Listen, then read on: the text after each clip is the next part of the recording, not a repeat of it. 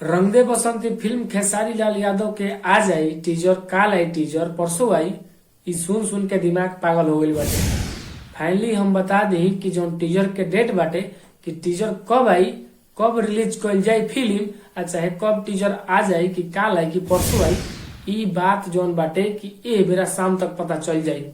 कैसे कि हम बता दी आज जोन बाटे भोजपुरी इंडस्ट्री के बहुत सारा कलाकार जे स्टार चाहे वीडियो बनावे वाला, रील बनावे, बहुत लोग मतलब वीडियो बनावे वाला इवेंट में जाई, जहाँ पर खेसारी लाल यादव भोजपुरी इंडस्ट्री के जैसे में उनकर बहुत अच्छा लेखक, मतलब कि बहुत आपन आदमी, मतलब आपन माने वाला अखिलेश कश्यप जी, नितेश बिहारी, टुनटुन यादव, शायद इहो लोग जाए लोग, लेकिन टुनटुन यादव, नितेश बिहारी ना जाए लोग, लेकिन अखिलेश कश्यप और खेसारी लाल यादव और जे भी टीम मेंबर बाटे खेसारी लाल यादव के, उस सब लोग जाए लोग, जहाँ पर कि मतलब सब स्टार जाए लोग इवेंट में।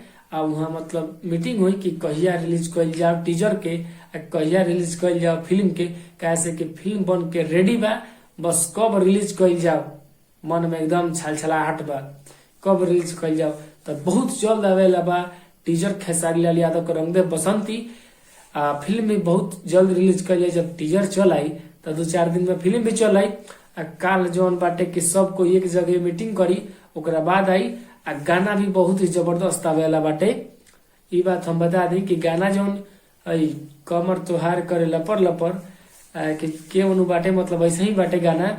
पुरानका गाना पर नया के गाना के रिलीज करी बाटे। एगो और गाना बहुत जल्द आवेला बाटे, जौन ई गाना बाटे जाए करेजा जाता रू तो जा। ऐसे मतलब लगभग 7 या 8 साल पहले के गाना ही हटे, लेकिन अब ई गाना के फैन से रिलीज कल जाये। उ गाना थोड़े रिलीज कल जाये, मतलब दोसर गाना रिलीज कर जाये, ओकरे के मतलब 2 कॉपी मतलब बोलल जाओ तो दोसर गाना वही पे गावल जाये आ गाना के रिलीज कर जाये। आ बहुत ही जबरदस्त गाना बाटे, जो उनकी खुशी ककर खेसारी लाल यादव दबंग स्टार हिट मशीन गईले बारन, बहुत ही अच्छा गाना बाटे। आ जाए करे जाता रू तो जा, ई भी गाना लगभग मतलब 4 या 5 दिन के भीतर इहो गाना चलाइटे।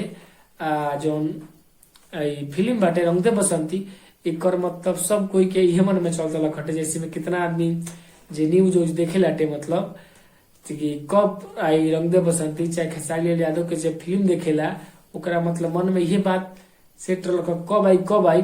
हम बता दी बिहान शाम, मतलब आज शाम तक ई पता चले कि काल आई टीजर की परसों आई, आ कि मतलब कब आई फिल्म। मतलब जब भी आओ, लेकिन 5 दिन के अंदर जरूर पहले चल आई। ऐसा बताओ 5 दिन के पहले चल आई, लेकिन आज ई मीटिंग हुई कि कब कल जाओ, काल की परसों की तरसों। और हम बता दे कि गाना भी अब ट्रेंडिंग में जाएला बाटे। एक दिन में लगभग गाना 9 मिलियन शायद करीबन गईल बाटे, जौन की कमर तोहार करे लपर लपर, ई वाला गाना एक दिन में 9-10 मिलियन गाना के चल गल बिना एड लगैले। तो समझ सकता रह भाई कि कितना गाना सुपर हिट बाटे।